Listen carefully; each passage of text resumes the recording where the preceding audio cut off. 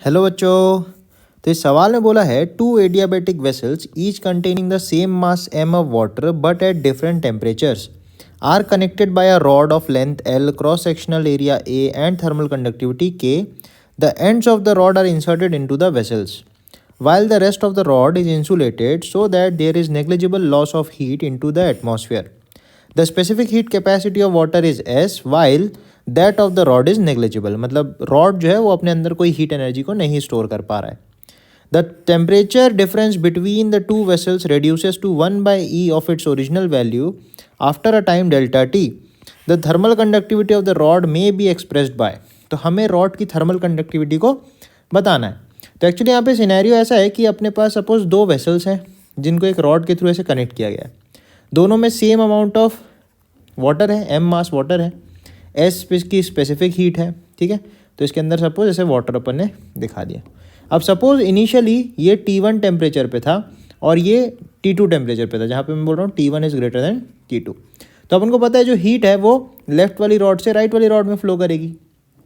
ठीक है, तो अगर हम किसी भी समय पे rate of flow of heat को लिखें, आई को अपन लिख सकते हैं dQ/dt, हीट जो भी फ्लो हो रही है, that will be equal to KA T1 minus T2। Initially ऐसा होगा। ठीक है, अब सवाल में बोला है कि डेल्टा टी टाइम के बाद जो टेम्परेचर डिफरेंस है वो 1/e times the original value, मतलब T1 माइनस T2 हो जाती है, 1/e टाइम्स ओरिजिनल वैल्यू हो जाती है।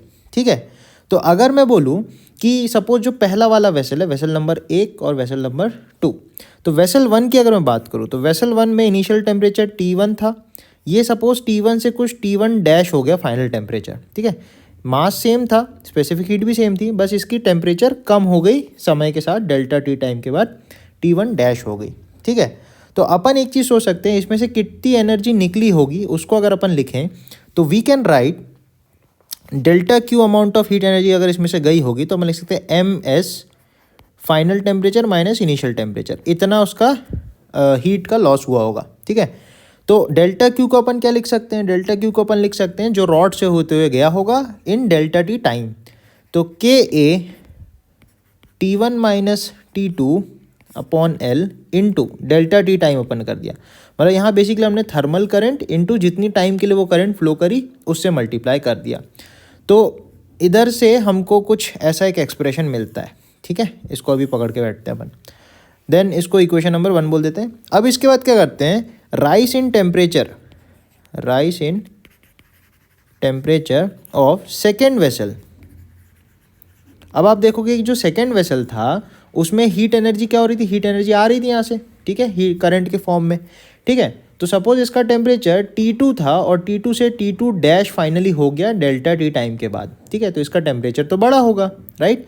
तो यहाँ से अब अपन बोल सकते हैं जो भी इसने हीट एनर्जी ली होगी तो उससे इसका टेम्परेचर बड़ा होगा, तो अपन लिख सकते हैं MS T2 dash minus T2, इतनी एनर्जी उसने ली होगी अपना टेम्परेचर बढ़ाने के लिए। ठीक है, तो यहाँ से अपन लिख सकते हैं हीट करंट बोले तो KA T1 minus T2 times delta T upon L। ऐसा एक एक्सप्रेशन अपन यहाँ के लिए भी बना सकते हैं। ठीक है, अब होगा क्या, आप देखो इक्वेशन नंबर 1 से और इक्वेशन नंबर ये जो रेड से अपन ने सेकेंड इक्वेशन बनाई है, इनको अपन कुछ इस फॉर्म में लिख सकते हैं। इस वाली को अपन ऐसे लिख सकते हैं, T1 डैश बराबर KA T1 minus T2 whole upon L into M into S, और T1 को मैं इस तरफ ले आऊँगा तो प्लस T1 जैसा बन जाएगा। सिमिलरली इस इक्वेशन को अपन लिख सकते हैं T2 डैश बराबर KA T1 minus T2 upon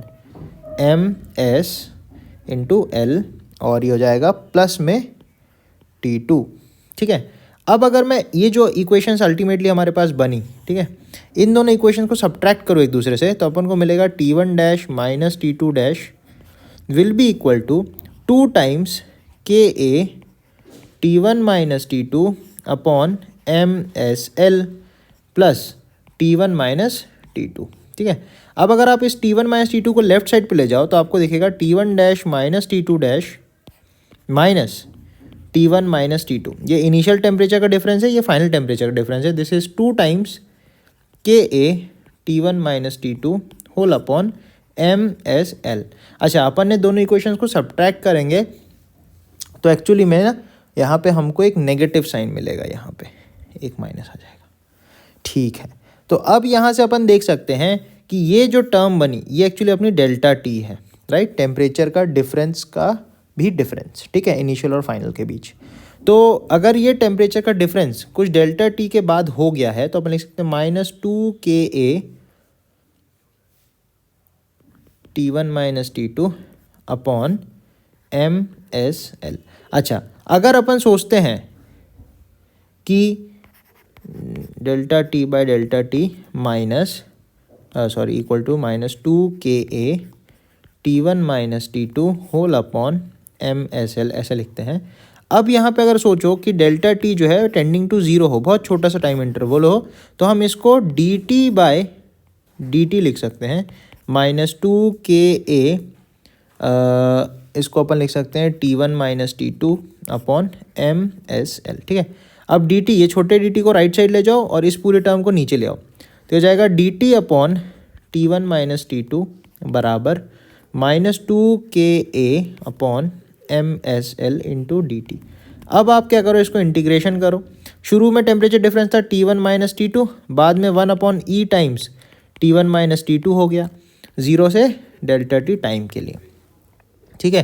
तो यहाँ से अपन को मिलेगा log ऑफ T1 - T2 अपॉन E whole upon T1 - T2 बराबर -2 Ka अपॉन MSL डेल्टा टी, राइट। अब यहाँ से अगर आप देखो LHS में देखो log 1/E बनेगा, दैट विल बी -1, तो आएगा -1 बराबर -2 Ka delta T by MSL। तो ये माइनस माइनस कैंसिल हो जाएगा, तो आ जाएगा MSL upon 2A delta T, this will be equal to K।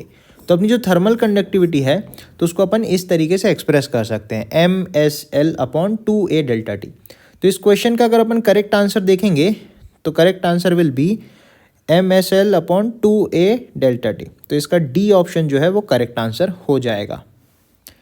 Thank you बच्चों।